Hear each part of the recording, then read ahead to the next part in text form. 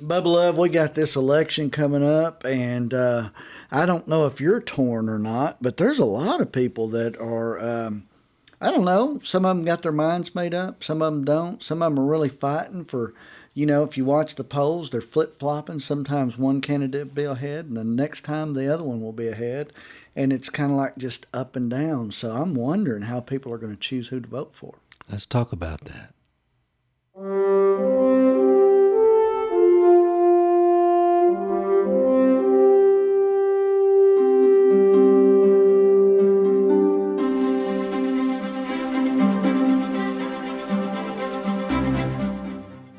Hey, Brian, did you know we have an election coming up in less than 2 weeks? I know. Yeah, that's a big deal. It's everywhere. Everybody's talking about it. It's crazy. Yeah, some people are saying this is the craziest, wildest, there's a lot of adjectives, uh, election.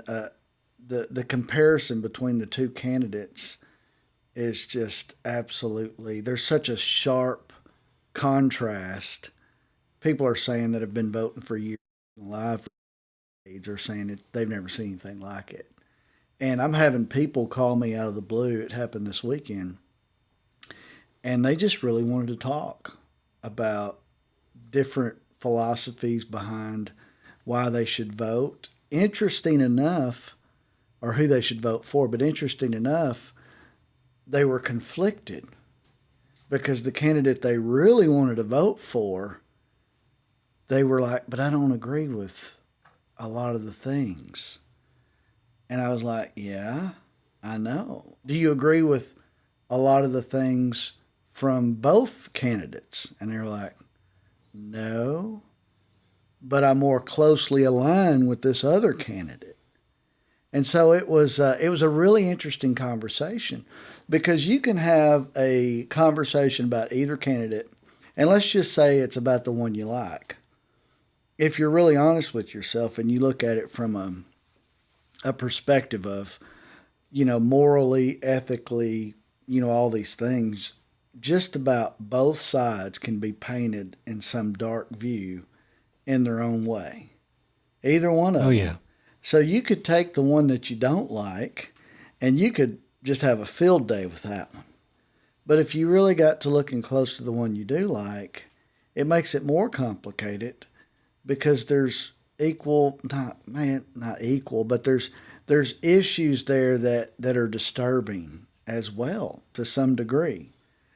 Some people more or less feel like this. So, what do you think about that? Well, when you look at the opportunity to be able to cast a vote that represents your position, your belief, your opinion or perspective on what the country needs, what what you expect in your own local state position, and then you look nationally. What's been so different that I can remember in all the years of all the elections? There's a everyone has been affected by our economy. They've been affected by there. A lot of people are being affected across the board. There's a lot of fear. There's a lot of people concerned about the welfare of their kids. There's just from immigration to it doesn't matter what it is, their job, inflation, all of these things are playing a huge role, and both candidates are have strong positions. Some are vague, some are more clear, but at the end of the day, I believe as a Christian, as a believer, we all have a responsibility, especially living in a free country like this, to take the responsibility and exercise your ability to vote, and that's what's important to both of us. And but where people are right now is they're saying, I'd love to have a conversation, but I'm afraid that there's going to be so much fallback or fallout or negative feedback for me just sharing my opinion, or because even the church is divided along party lines, along convictions, along their interpretation of morality and what they think is okay and what's not okay. The way you were raised, the way your parents' position on party affiliation, all of those things run deep too. So at the end of the day, I truly believe it is an individual responsibility for you to say, go to the Father and say, Lord, I want you to give me wisdom. I want to clearly make a decision on who best represents, since none of the candidates are perfect. No one ever has been. The government is far from being perfect. The way Congress and the way the judicial system has its flaws and inconsistencies and hypocrisy at times, not a very fair justice system. But we're looking at men and women that are under a tremendous amount of stress to keep their word when they go into office to represent the people that they went to Congress for. So there's just a lot of emotion going on right now. I've never seen it more heated than it has been. And instead of getting angry about it and lashing out and calling names and being critical, I really feel like right now is a great opportunity to be asking questions to people and say what really matters to you. But right now, a lot of people are are being affected by the climate and conditions of what we're facing right now. A lot of uncertainty, a lot of fear. There's nothing like having someone that leads, that shows strength, that shows confidence. But the most important thing is I want to vote. I want to vote biblical principles. I want to vote the heart of the Father, no matter what that looks like. And so everybody has an opportunity to have the freedom to make a decision and choose. But you're absolutely right. I've never seen anything like it. Yeah. And there's family members that are divided on this. I mean, there's even candidates that are running whose family members are divided with the people that are running. So everybody takes a different position because everyone interprets what's important or what their truth is. And I think you just take it back to where your personal convictions are. Yeah. I think one of the challenges you have is, it depends on what the narrative is that you're listening to. If we're not, seeking after God, if we're God-fearing people and we're wanting to make decisions based on what, He's showing us, but we're being persuaded by every other thing. We're being persuaded by popular opinion, or we're being persuaded by, media.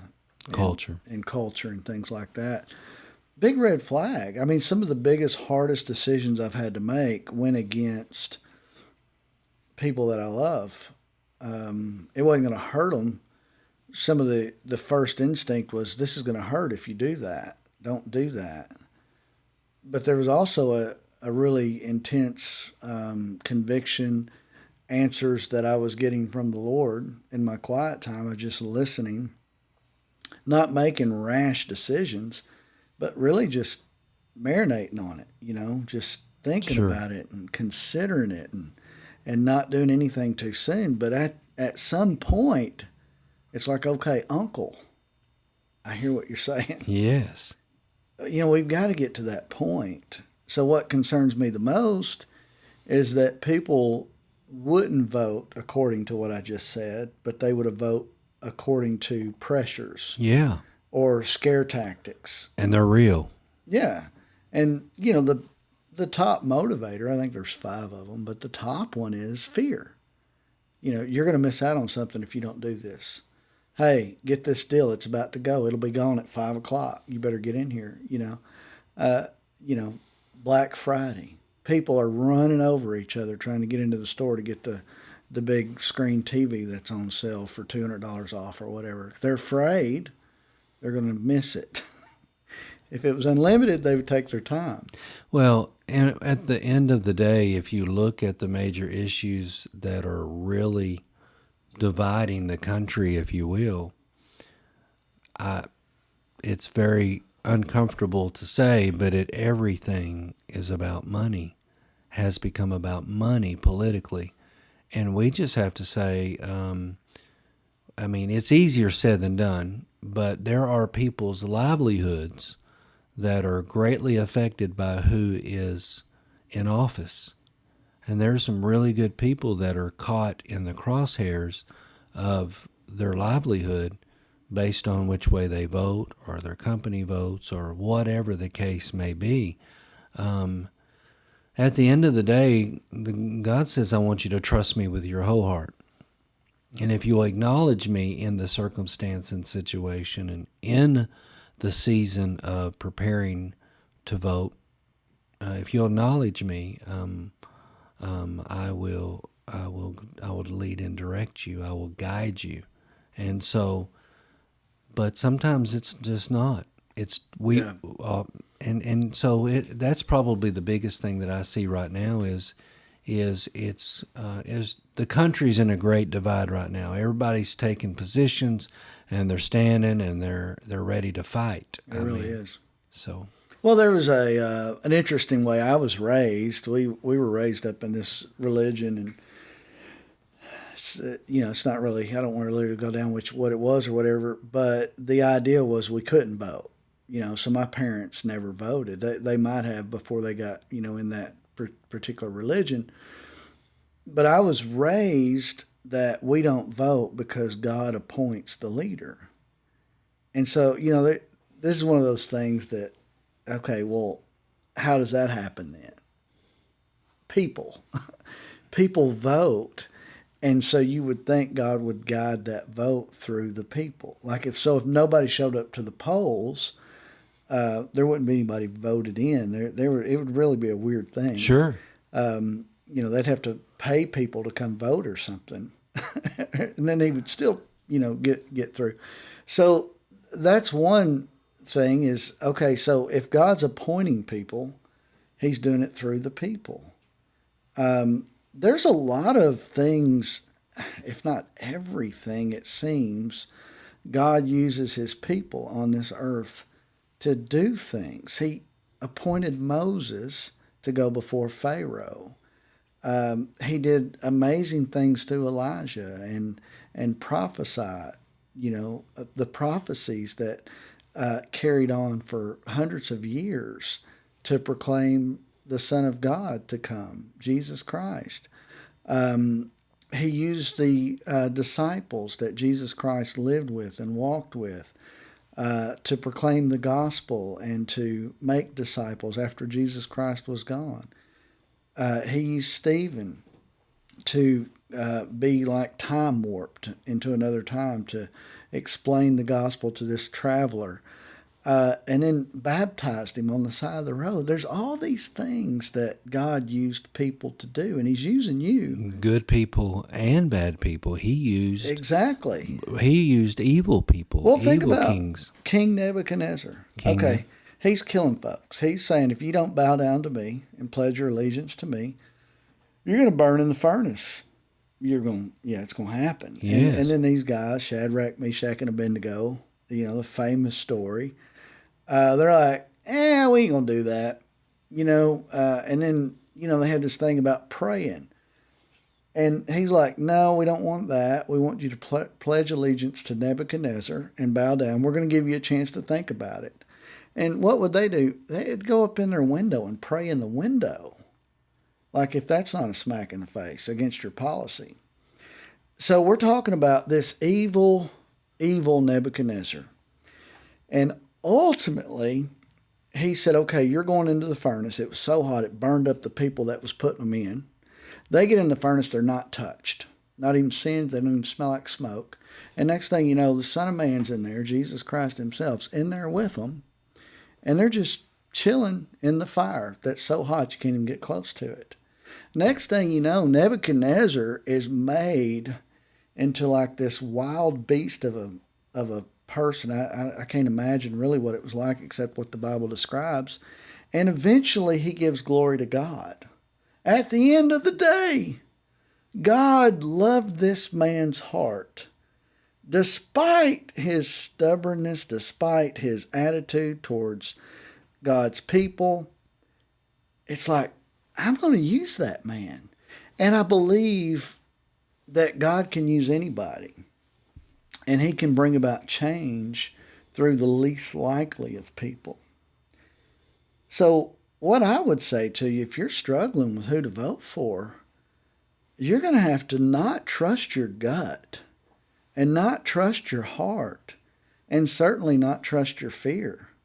You're going to have to be bold about it and go before the throne of God like the word says and just talk to the Lord about what you struggle with. You know, why do you feel like this? Are you familiar with the word? You know, I'm talking to more and more people and they're not basing anything off the Bible. I once had a pastor, and if he ever watches this, he'll know exactly who he is. He told me while I was on staff at a church, he said, James, not everything has to be biblical. It blew me away. I mean, I'll never forget it. So explain to me exactly what doesn't have to be biblical. That's like, you know, not having money backed up by gold and just printing it for the heck of it. It's got to be based on something or it's meaningless. So our lifestyle is supposed to be a reflection of his word. The flesh became the word. The word became flesh. I got that backwards. That's what Jesus Christ came to do. And then he said, follow me. So I think our responsibility is not to only show up, but to show up armed and ready with what God is showing you to do. Not to be a weapon or just this big political mouthpiece that's spouting out anger and hatred or anything like that. We're supposed to be peacekeepers. We're supposed to be lovers of people. We're supposed to be known for our love. That's the thing. Martin Luther King probably did it better than anybody because they were in such a position of people just looking down on them, just thinking they were scum. And he said, listen, guys, if we're going to make any impact on this culture, we're going to have to lay our life down. He didn't say it exactly like that, but that's what he said. That's how he did it. And if they arrest us, they arrest us. And if you read some of his letters while he was in jail, they're some of the most beautiful, Holy Spirit-led letters ever. You can think of what you want to about him. But he was an amazing man, and he brought about change that will never end. You know, it's going to last for all time. He was willing to give his life. He knew it was inevitable. Yeah. The position he was taking was going to generate hostile response. Yeah, and it was through no fault of his own. He believed in his convictions. And I think that's, what I can say about my own self is I believe in my convictions. I believe in what I'm seeing. But what's easy for us may not be easy for someone else. And that's why it's so vitally important that you move beyond a belief system like you move beyond a political affiliation and start asking the real questions. What is my heart? What am I made up of? What's my purpose? What's my destiny? And my convictions and my morals and my principles must line up. That's how I'm going to vote. So I'm expecting you to do it. I'll do it. We hope this episode of the Called to Love podcast has enriched your life and offered valuable principles to apply on your personal journey. Please explore our website at www.calledto.love for more information and to share your feedback with us. Until our next episode, may you find peace and love. And always remember, you are called to love.